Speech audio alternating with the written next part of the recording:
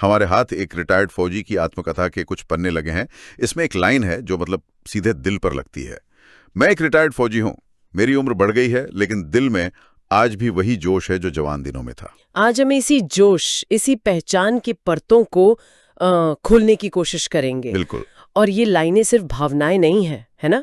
ये एक सैनिक के पूरे जीवन का निचोड़ है। शरीर रिटायर होता है, पर जो फौजी वाली पहचान है वो शायद कभी रिटायर नहीं होती। चलिए तो शुरू से शुरू करते हैं। जब वो पहली बार वर्दी पहनते हैं, लेखक लिखते हैं कि वो उनकी जिंदगी का सबसे बड़ा गर्व का पल था। ट्रेनिंग की हर मुश्किल देश सेवा के सपने के आगे मतलब छोटी पड़ गई। हाँ, और यहाँ एक बहुत दिलचस्प बात है। ये सिर्फ नौकरी नहीं है, ये एक नई पहचान को ओढ़ लेना है।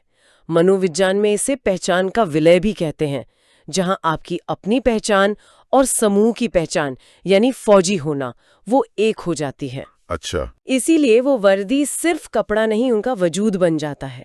और तिरंगे को देखकर जो हर सुबह उन्हें एक नई ताकत मिलती थी, वो इसी विलय हुई पहचान से आती थी। और फिर यही पहचान उन्हें सीमाओं पर टिके रहने की हिम्मत देती थी। उन्होंने सालों तक ठंड, गर्मी, अकेलेपन इन सबको अपना साथी बताया।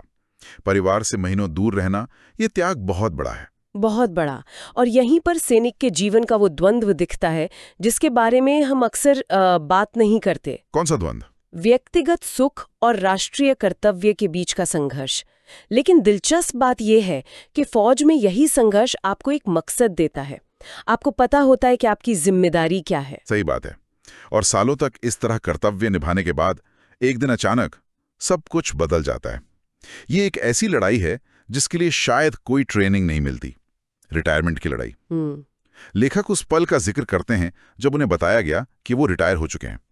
वो कहते हैं, यूनिफॉर्म उतारते समय दिल भारी हो गया। और ये भारीपन लाजमी है।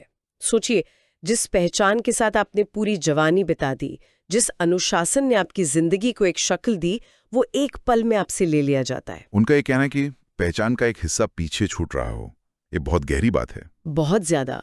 ये सिर्फ नौकरी छूटना नहीं है, ये उस दुनिया से बाहर निकलना है जहां हर चीज का एक मकसद था, एक मिशन था। पर एक सवाल उठता है, क्या ये पहचान सिर्फ यूनिफॉर्म से ही जुड़ी होती है? क्या एक फौजी सिविलियन कपड़ों में भी उतना ही फौजी नहीं होता? बहुत अच्छा सवाल है। देखिए, बाहरी पहचान यानी वर्दी तो उतर जाती है, लेकिन अंदर का अनुशासन, सोचने का तरीका, वो जज्बा, वो नहीं जाता। लेखक भी इस बात को मानते हैं कि हर फौजी का यही रास्ता होता है, जो दिखाता है कि वो इस सच्चाई को समझते हैं। लेकिन इस समझ और इसे अपनाने के बीच का जो फासला है ना, वो बहुत बड़ा होता है। तो रिटायरमेंट के बाद की जिंदगी कैसी है? वो लिखते हैं कि अब वो अपने गांव में एक शांत जीवन जीते हैं। बच्चे उन्हें सम्मान से सलाम करते हैं, लोग उनके किस्से सुनते हैं।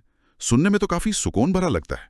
सुकून है, सम्मान भी है, लेकिन लेखक दबी जुबान में उस खालीपन का भी जिक्र करते हैं। वो कहते हैं कि सिविलियन जिंदगी की जो धीमी रफ्तार है और अनुशासन की कमी, उससे तालमेल बिठाने में उन्हें महीनों लग गए। वो उस मिशन को याद करते थे जो रोज सुबह उन्हें एक मकसद देता था। तो ये शांति भी अपने साथ एक तरह का खालीपन लाती है? हाँ, जिसकी भरपाई करना मुश्किल होता है। तो इस सब का मतलब क्या निकलता है? क्या वो अपनी पुरानी जिंदगी को याद करके दुखी हैं या नई जिंदगी से खुश? अंत में वो फिर वही बात कहते हैं, आज मैं रिटायर्ड हूं पर दिल में वही भावना है। और यहीं पर देखिए पूरी कहानी का सार है। वो अपनी अंतिम पहचान पर लौट आते हैं। मेरी असली पहचान हमेशा एक फौजी की ही रहेगी। ये मान लेना ही उन्हें शांति देता है। वो समझ जाते हैं कि भले ही अब वो सीमा पर नहीं है, लेकिन वो जो थे और जो हैं वो हमेशा एक फौजी ही रहेंगे। और इसी सोच से उन्हें वो संतुष्टि मिलती है कि उन्होंने देश के लिए अपना सर्वश्रेष्ठ योगदान दिया। बिल्कुल।